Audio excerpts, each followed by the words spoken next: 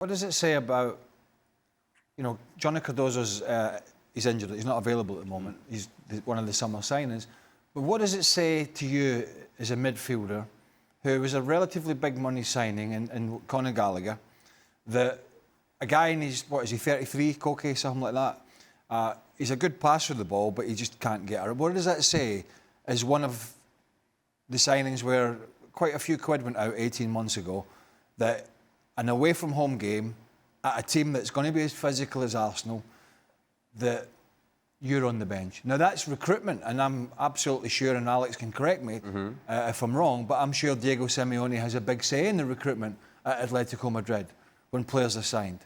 And quite a few of those players that they've signed and spent money on are either not available or on the bench. So that goes down to decisions.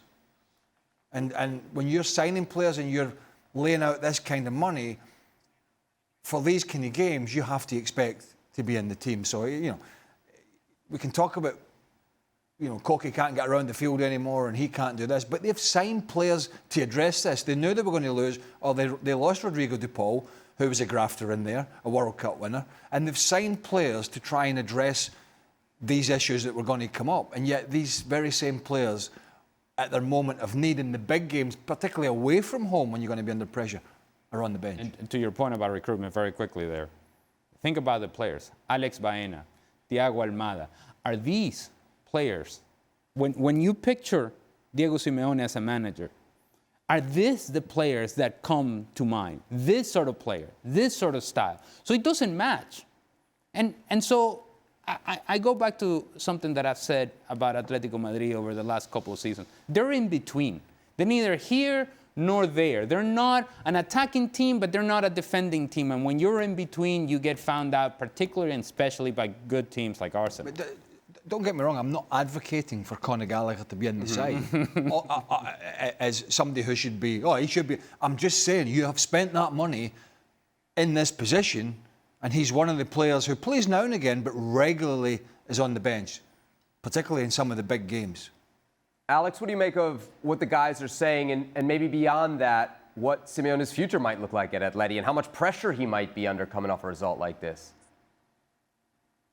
Yeah, on the recruitment thing, Simeone has a say for sure, but we've also seen a number of clashes over the years between Simeone and the club on recruitment. Of course, it was Andrea Berta, now at Arsenal, who was the guy at Atletico in charge of recruitment. Player like Conor Gallagher. I mean, Simeone has never found a place for Conor Gallagher in the team. He never picks him in central midfield. When he does, it tends to be out wide, or more often than not, on the bench. It seems to be he's not a player that Simeone is entirely comfortable with. It's not the first time we've seen that, where a player's come into Atletico, even for big money, and Simeone seemingly doesn't fancy them. So there's always been a bit of friction there on signings. In terms of Simeone's future, we know the bottom line for him, which is and has always been Champions League qualification. He's done that every single season. He gets them into the top four, and occasionally beyond that, and a couple of times they've done incredibly well to win the league.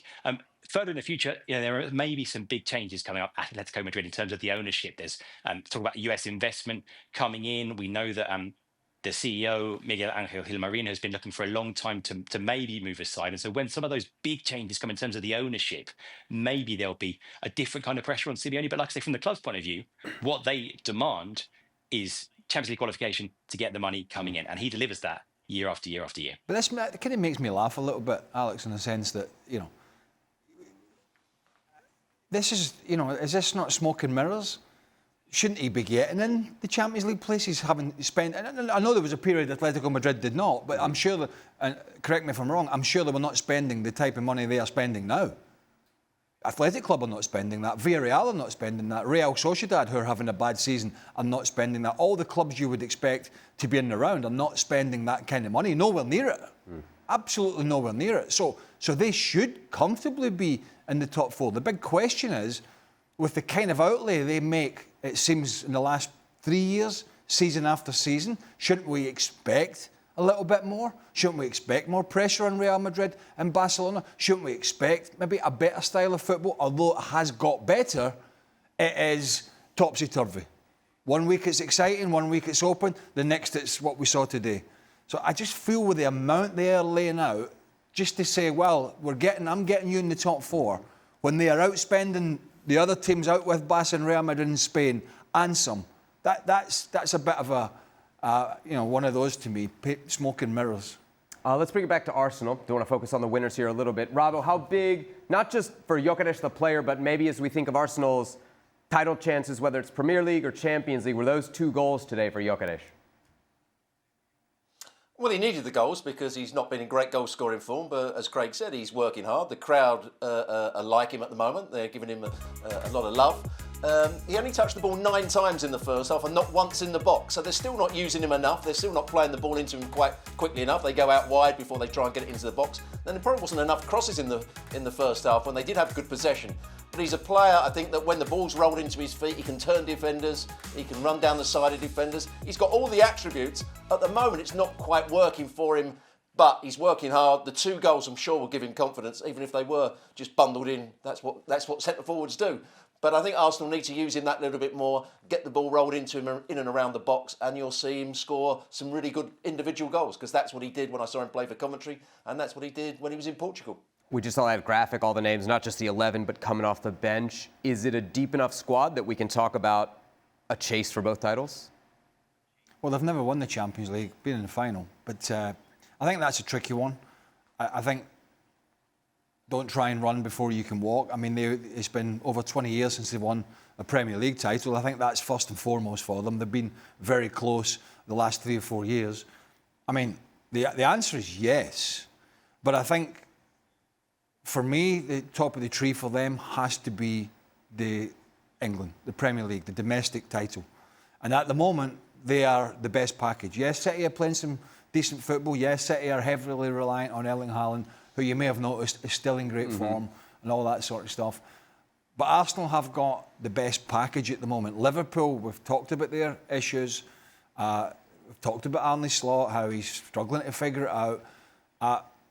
Arsenal are strong in every position. Whether that's going to be deep enough to win the Premier League and the Champions League, I think that's a big ask. They certainly have enough to win the Premier League. He has all the tools, and he's been given all the tools he needs to go out and deliver the Premier League title. It is on him this year, big time, more than ever, to win the Premier League. If there were ever a season for Arsenal in which depth is not a question, it's this season. Now, I don't know how much of a priority it will be to win Champions League, given everything that Craig just mentioned there.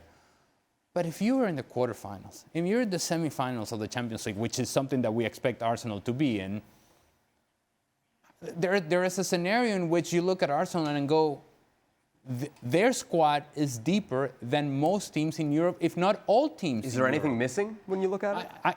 I don't see anything missing. I don't see this team and go, man, they have a glaring problem.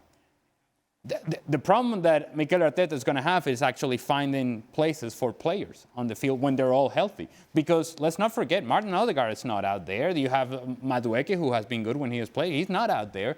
You have had injuries. Bukayo Saka has had injury issues. Eze hasn't played all the time. If you have everybody available, who do you play? That's the bigger question. It's a great problem to have, but that's a bigger question for Arsenal rather than the question of whether they have enough depth. I don't think depth is ever the question for Arsenal this season. Other seasons, maybe, not this season. I think the gauge is always the Premier League, and we talked to Steve McMahon about this, about Real Madrid a few years ago, and he said La Liga title, although they've been very successful with the Champions League, of course they have, and the fans may love it, it's always about the La Liga title first and foremost. And I think from Arsenal's perspective, that is going to be their bread and butter. I mean, at the end of the day, the Champions League, when it gets past this stage, is a knockout competition. PSG could roll up like they did last year. They were pretty average up till Christmas time, and then they were the best team in Europe. They could rock up. You have a bad night at the office, you get knocked out. You get Bayern, they have a good night, you get knocked out. You maybe get a Barca who sort the defensive issues out, you're knocked out the competition. It doesn't make you a bad side. Whereas I just feel over the 38 games of any season, any league, whether it's La Liga, the Bundesliga, the Premier League, or whatever league it is, it's just a great test of your durability and your squad.